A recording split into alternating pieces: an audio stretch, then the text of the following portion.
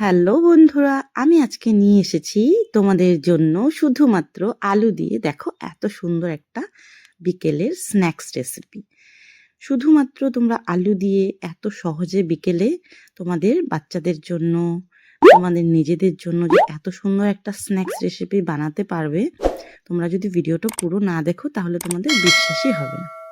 Hello বন্ধুরা, আমি মনা রান্নাঘরে তোমাদেরকে অনেক অনেক ওয়েলকাম। তো দেখো আমি এখানে একটা বড় সাইজের আলু নিয়ে নিয়েছি, আলুটাকে ভালো করে ছুলে নিয়েছি।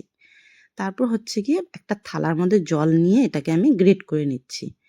তো তোমরা চাইলে আরও আরও একটু বড় গ্রেটার থাকলে সেটা দিয়েও তোমরা গ্রেট করে নিতে পারো। তো আমি একটু ছোটোটা দিয়ে করে নিয়েছি। দেখো আর একটু কালো কালো লাগছে তো দেখতে, তো এটাকে অনেকবার ধুয়ে নিতে হবে 2-3 বার। তো দেখো আমি এটাকে ভালো করে কচলে নিচ্ছি। আর দেখতে পাচ্ছ কতটা মিহি হয়েছে, অনেক মিহি হয়েছে। তো এটাকে দেখো এখন আবার একটু জল চেঞ্জ করে নিলাম, আবার এটার মধ্যে ধুয়ে নেব আর কি।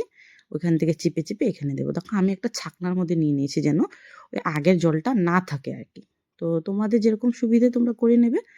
তারপর দেখো এখানে আমি আরেকবার ধুয়ে নেবো, এরকম করে আমি জলটাকে পাল্টে পাল্টে 2-3 বার ধুয়ে নেব। ধুয়ে নিয়ে তারপর হচ্ছে গিয়ে ছাকনাটার মধ্যে এই ধোয়া আলুগুলো, গ্রেট করা আলুগুলো আমি নিয়ে নেব। অল্প টাইম রেখে তারপর চিপে দেখো একটা থালার মধ্যে নিয়ে নিচ্ছি। খুব সুন্দর করে একদম দেখো ঝরঝরা করে নিয়ে নিয়েছি। তারপর একটু নুন দিয়ে দিলাম। তারপর হচ্ছে কি বাকি মশলাগুলো অ্যাড করব বন্ধুরা। এখানে আমি নুনটা মনে হলো আমার আরেকটু লাগবে, তার জন্য আরেকটু নিয়ে নিলাম। নিয়ে একটু টাইম কি করব, এটাকে নুনের সাথে ভালো করে কচলে নেব। তো দেখো বন্ধুরা এই কাজটাও একটু সময় নিয়ে করতে হবে। কচলে নিয়ে আমি এটাকে রেখে দেব একটু টাইম, যেন আলুটা সফট হয়ে যায়। তো আলুটা সফট হতে থাকবে। আমি এপাশে কি করব, বাকি যে জিনিসগুলো লাগবে আমাদের, বাকি মশলাপাতি আমি এগুলো রেডি করে নেব।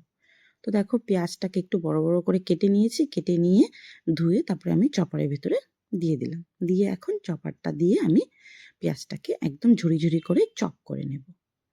তো দেখো চপ করে নিচ্ছি। তোমাদের কাছে যদি চপার না থাকে তোমরা দা দিয়ে, ছুরি দিয়ে একদম ঝুরি ঝুরি করে কেটে নিতে পারবে। আমি অনেক সময় দা ছুরি দিয়েও কেটে নিই। তারপর দেখো রসুনটাকে একটা এই যে আদা থেতো করা থাকে না, ওটা দিয়ে একটু বাড়ি দিয়ে নিলাম, তাহলে রসুনটা ছাড়াতে সুবিধে হয়। না হলে রসুন ছাড়াতে গেলে হাতে লেগে যায়। তারপর দেখো রসুনটাকে গ্রেট করে নিলাম,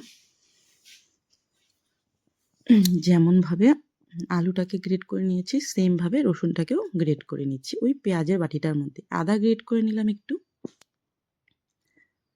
তারপর এখানে দেখো গোলমরিচকে থেতো করে নেব। ওই যে আদা থেতো করে ওটার মধ্যে গোলমরিচটাকে থেতো করে পাউডার করে নিয়েছি। তারপর বন্ধুরা যে আলুটাকে আমি নুন মেখে রেখেছিলাম, তো অনেকটা সফট হয়ে গেছে। এখন কি করব, আলুগুলোকে ভালো করে চিপে চিপে ওই জলটাকে ফেলে দেবো আর কি। আর আলুটা একটা অন্য বাটির মধ্যে নিয়ে নেব। তারপর এখানে কিছু মশলা দেব, যেরকম ধরো হলুদ গুঁড়ো দিয়ে দিলাম, তারপর গোলমরিচ গুঁড়ো দিয়ে দিলাম, তারপর হচ্ছে গিয়ে চপ করে রাখা পেঁয়াজ, আদা, রসুন এগুলো দিয়ে দিলাম। সব এগুলো দিয়ে দেবো। তারপরে কাশ্মীরি লঙ্কার গুঁড়ো আর একটু নুন দিয়ে দিলাম, আর হচ্ছে গিয়ে কর্নফ্লোর দিয়ে দিলাম। দিয়ে এগুলোকে ভালো করে হালকা হাতে মেশাবো।